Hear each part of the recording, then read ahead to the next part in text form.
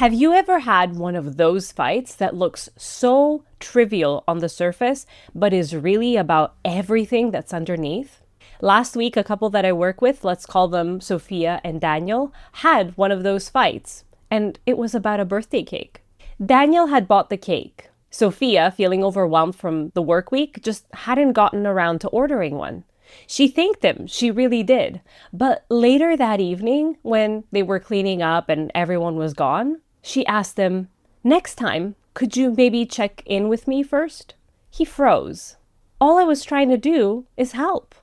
And she sighed, "I know, but you picked chocolate, and you know our daughter hates chocolate." That was it. The room went cold. He felt criticized when he was just trying to show how much he cares. She felt unseen again. They went to bed back to back, both replaying the conversations in their heads, each of them wondering why something so small felt so big. The next day, in our session, Sophia said, "I'm tired of being grateful for breadcrumbs." And he said, "I am tired of trying, but always failing." Both of these sentences just broke my heart because each of these two partners was right in their own regard. But both of them were being defensive and sticking to their own positions, drawing them further apart. That is what happens when love starts to feel like an obligation.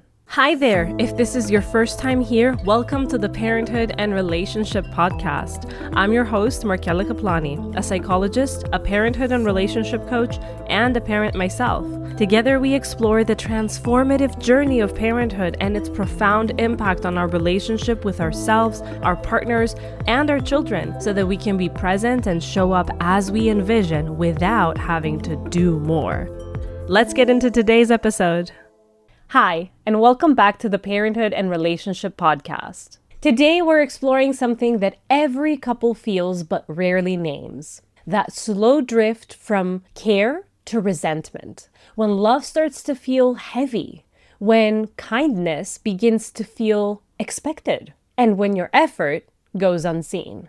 This episode isn't about blame.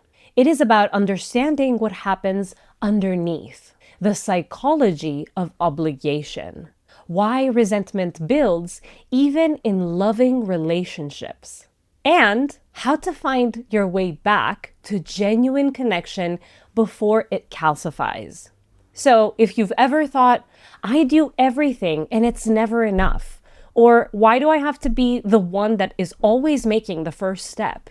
or "I can't get it right no matter what I do," then this one is for you. Now, somewhere between early parenthood and midlife, many couples cross this invisible line. Love, which once felt like a choice, starts to feel like a job.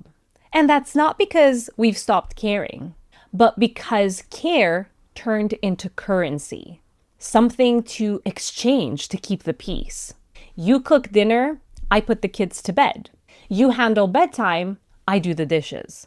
You get a break, and then I get mine. It's fair, but it is transactional. And the emotional generosity that once came freely feels rationed. Here is what most people miss. Resentment doesn't come from doing too much. It actually comes from doing it without feeling seen. When love becomes duty, every act becomes evidence. I did this and you didn't notice. I carried that and you didn't think to thank me. And over time, love quietly turns into accounting. Resentment is rarely about the dishes or who works harder. It is about meaning. For many mothers, resentment hides beneath the phrase, "I shouldn't have to ask." A phrase I've said before, a phrase I have heard in my family home when I was growing up quite a bit. A phrase that I hear a lot of women saying when they step into my office or my Zoom room. A phrase that always seems to trigger the men in our lives. And we're going to see why. That sentence translates to, "I want you to care enough to see what I see without me having to carry the mental load of telling you." For many fathers, resentment hides behind, I can't do anything right. She treats me as though I'm incompetent, which translates into I am trying, but I never feel like I measure up to what it is that you need. These are two frustrations and they mirror each other. One says, I feel alone in this responsibility, like you don't care to carry it with me. And the other one says, I feel useless in your presence. Both hurt, and both come from the same place.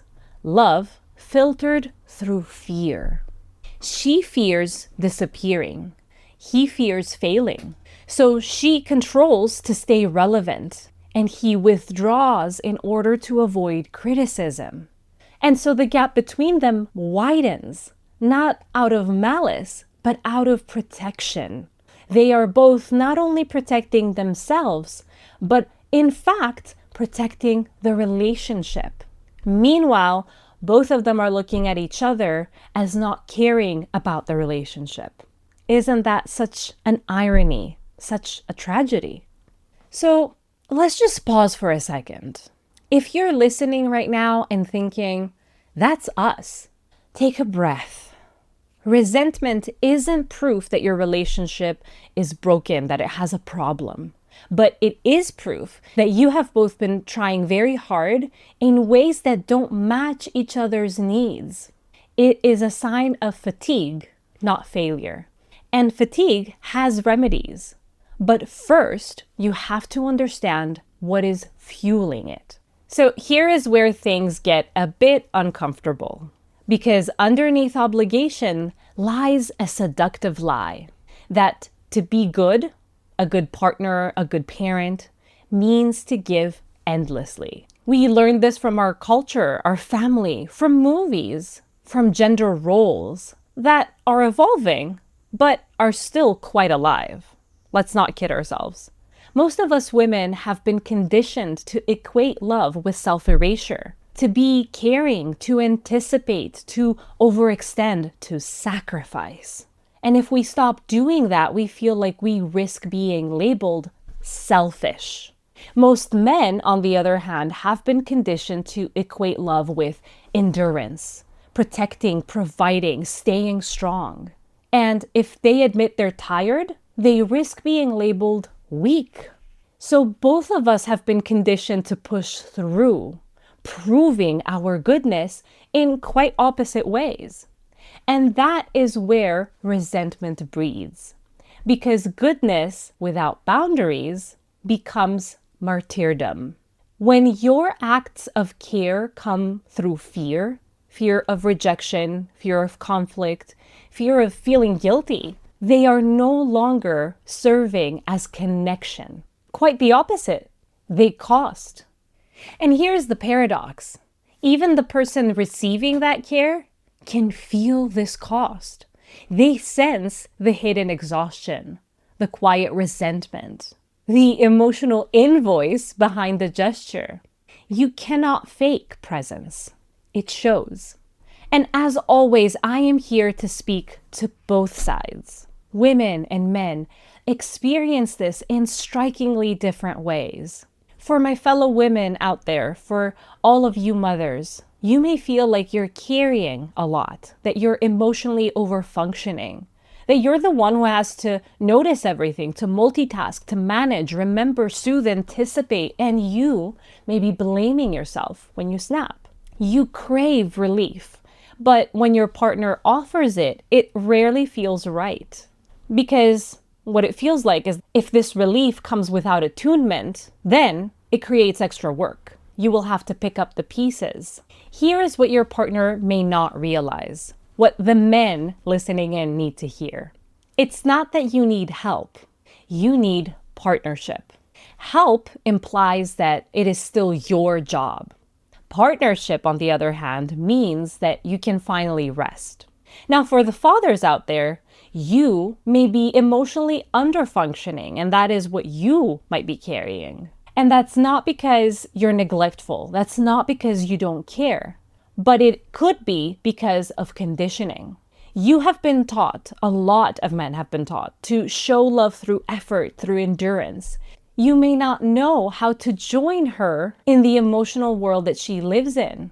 So when she says she's tired, you either rush to fix or you freeze. Here is what we women may not realize. You're not indifferent. You are uncertain.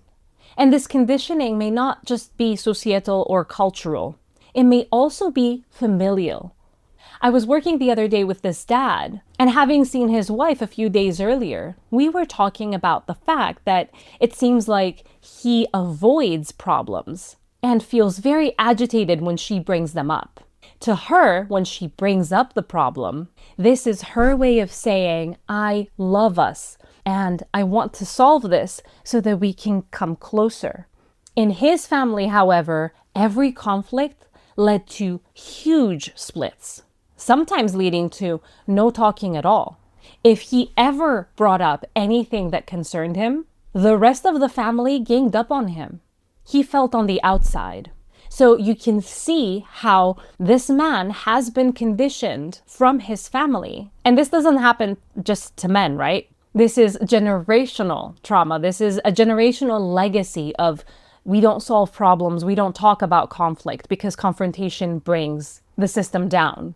From his position, when his wife brings up a problem, he is thinking, she doesn't care enough about the relationship. She wants us to split. Him avoiding the problem isn't him not caring, which is what she sees, rightfully so from her perspective. But from his perspective, her bringing up a problem means that she doesn't care to sustain the relationship. And so he feels agitated because he's disappointed.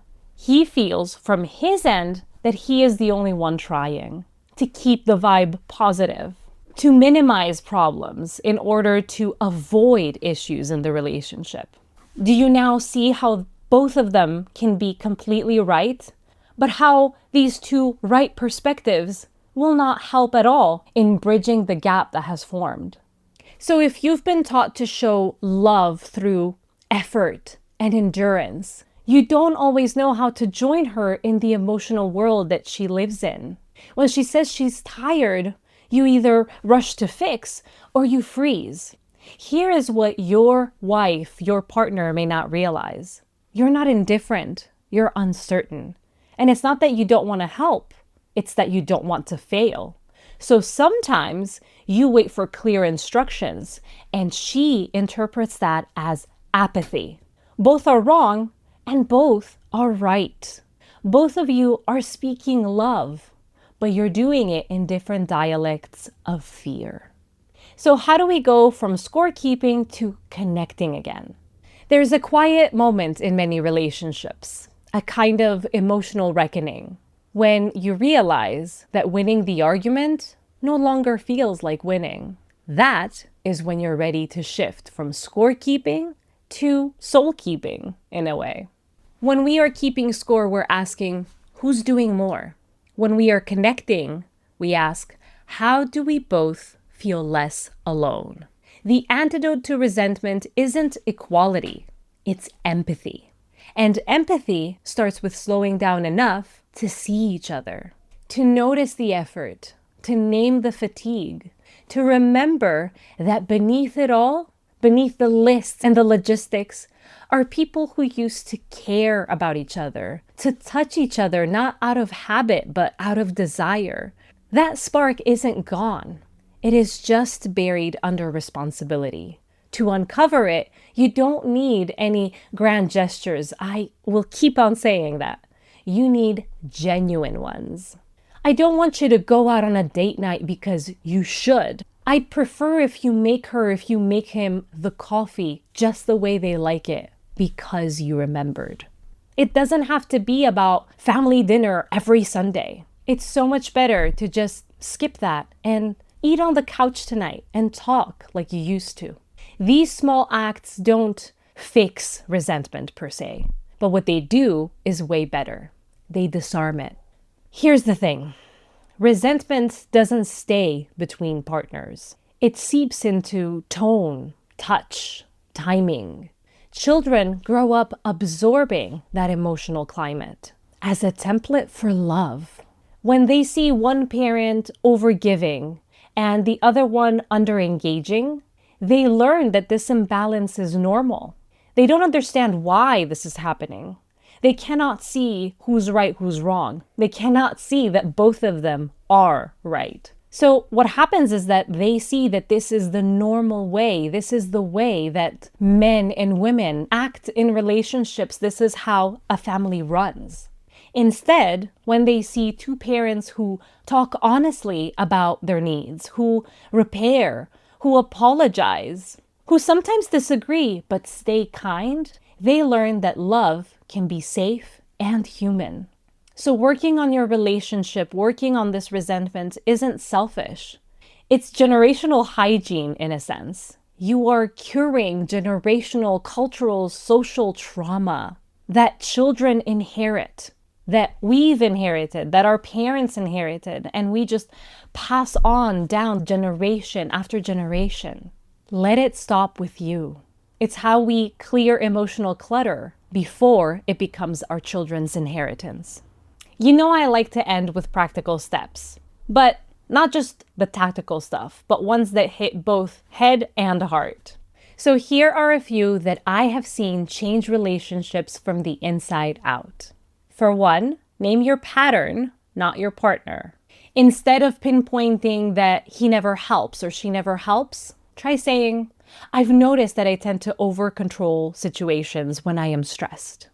Or if that feels like a lot, if you're in such a place that you feel this reaction, this push, you don't want to take on any more than you already have, you can instead try saying, I am feeling a little bit overwhelmed right now. Here is what I need you to do. Now I know that this doesn't solve the core problem, which is I want to see that you care enough to remember, to see what has fallen behind and just take over, to prove to me that you love me. I know that this is not met if you have to ask. But it is the first step to take away the blame, to ask for what you need, and then we'll get there. We'll get to understanding. We'll get to healing the part of you that needs him to know. Otherwise, she doesn't feel cared for, because that is coming from something deeper that I am willing to bet existed way before the relationship. And we will also take care of the part that makes him fear that if he does it, it's actually going to be worse than if he just waits for you to tell him exactly what to do. Because there is a trust issue there. I fear what will come next. I don't trust that I can handle your disappointment. And that probably also comes from a time way before the relationship as well. And that is why I work with my couples both in joint sessions, but also individual ones. Because a lot of the things that we bring into the relationship, a lot of the things that we think about each other, we worry about each other, a lot of things that we fear, come from core beliefs, come from traumas that we carry from our family of origin. And so working on those, taking our responsibility, solving our own legacy, what it is that we carry and we bring to the table, does wonders when we join in and try to heal the hurt parts of the relationship as we heal our hurt parts. All of that to say that it's important to invite curiosity. That will lower defensiveness. A second thing you can both try is to share the why. When you ask for something, add meaning. Here's an example. I feel more peaceful when the kitchen is clean at night. It helps me truly rest. Now, if you say it that way, you're not nagging. You are sharing what peace looks like for you. Do you notice how different it is from saying, oh, come on, help me out with the kitchen for once. I am so tired, I need it to be clean. That is where you will get a response of, just leave it. I'm tired too. Why do I have to do it? Why can't we just leave it for tomorrow? And your disappointment will not just be about the dishes. Your disappointment will be about him or her not caring to bring you peace. Do you see how it goes way deeper? And how if we don't address it, it creates holes in the relationship? Because it's not about the dishes. Because now that I haven't discussed it, because I haven't asked for it in a more vulnerable way, in a way that shows a part of me and the true need behind the dishes. Now I am assuming that you don't love me enough to care if I truly rest. And that's not true. It's not that she doesn't care, that he doesn't care. It's that they don't know why you're asking for this. And so it just seems like control, like nagging, like do things my way. I like the dishes cleaned at night and you're okay with it in the morning, but no, it has to happen my way. And that is going to cause resistance. When you share your need, you disarm the other person. Number 3, my favorite, 15-minute emotional check-ins. Once a week, sit together after bedtime. Put phones completely away. Each of you gets 7 minutes to answer. 1, this is something that I've been carrying this week that you may have not noticed. And 2, here is something that I noticed you carry this week and I appreciated a lot. That's it. No fixing, just witnessing. Moving on, number 4, let's redistribute praise. Notice what it is that you usually praise your partner for and switch it up. If you often praise competence, like, ooh, you handled bedtime really well, try praising presence. It felt calm having you with us tonight. It may seem small and insignificant, but it's really important because what it does is that it rewires emotional reward toward connection, not productivity. A 5th thing you could do is to stop performing help. If you're doing something to prove a point, pause. Ask yourself, am I doing this in order to truly connect? Or am I trying to do it so that I can prove something, so that I can use it later to say, here's what I've done, so that I can win in the accounting war, in the scorekeeping? If it's the latter, put it down. You're not doing it for love. You're doing it to protest. And that is a conversation to be had. Because I know that deep down inside, you want to do it out of love. You want to do it and feel good about doing it. And so does your partner. Your partner would love it, not only if you just did what he or she asked, but that you did it feeling good. Because that would mean that you're partners, not just workmates, taking care of tasks. Do you see the difference? I'll leave you with this thought. Love and obligation can look identical from the outside. Both cook dinner. Both pick up the kids. Both say, I love you. But one feels alive and the other one feels heavy. Love isn't in the doing. It's in the energy that's underneath. When you act out of love, you expand. When you act out of obligation, you contract. Love says, I want to. Obligation says, I have to. Over time, one of them builds intimacy while the other one builds debt. So the work, the real work, isn't to stop caring. It's to start caring from your truth. To recognize when you are giving and that giving is rooted in fear, and to replace it with giving from choice. Because that's what partnership really is. It's not about 2 people performing goodness, but 2 people brave enough to stay honest, even when it's messy. And here is a little secret. When you stop trying to earn love, you start feeling it again.